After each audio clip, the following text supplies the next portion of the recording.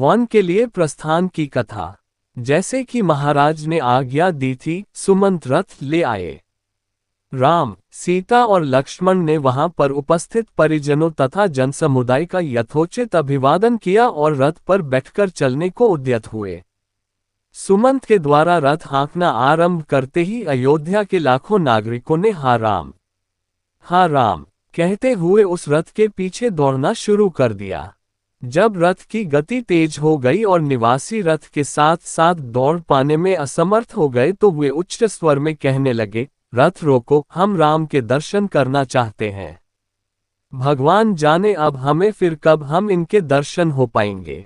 राजा दशरथ भी कैकेयी के प्रकोष्ठ से निकल कर रहे राम, हे राम कहते हुए विक्षिप्त की भांति रथ के पीछे दौड़ रहे थे। हाँफते हुए महाराज को रथ के पीछे दौड़ते देखकर सुमंत ने रथ रोका और बोले, हे पृथ्वीपति, रुक जाइए।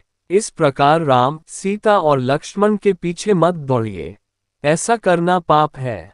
आपकी आज्ञा से ही तो राम वनगमन कर रहे हैं, इसलिए उन्हें रोकना सर्वथा अनुचित तथा व्यर्थ है। सुमंत के वचन सुन महाराज वहीं रुक गए। रथ तीव्र गति से आगे बढ़ गया किंतु प्रजाजन रोते बिलखते उसके पीछे ही दौड़ते रहे।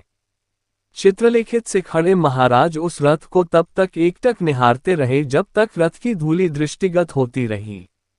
धूलि का दिखना बंद हो जाने पर वे वहीं हा राम, हा लक्ष्मण कहकर भूमि पर गिर पड़े और मूर्छित हो गए। मंत्रियों ने तत्काल उन्हें उठाकर एक स्थान पर लिटाया। मूर्छा भंग होने पर मृतप्राय से महाराज स्फुट स्वर में कहने लगे, संपूर्ण ब्रह्मांड में मैं सबसे बड़ा अभागा व्यक्ति हूँ जिसके दो पुत्र एक साथ वृद्ध पिता को बिलखता छोड़कर वन को चले गए।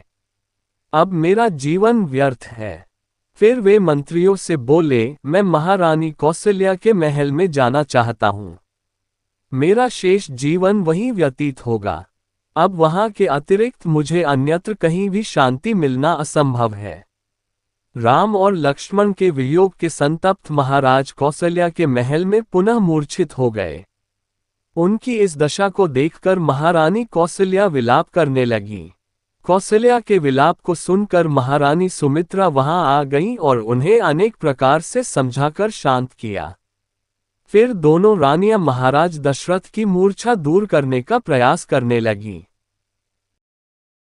इसी भगवान की वीडियो देखने के लिए सब्सक्राइब करें चैनल को और बेल आइकॉन दबाएं।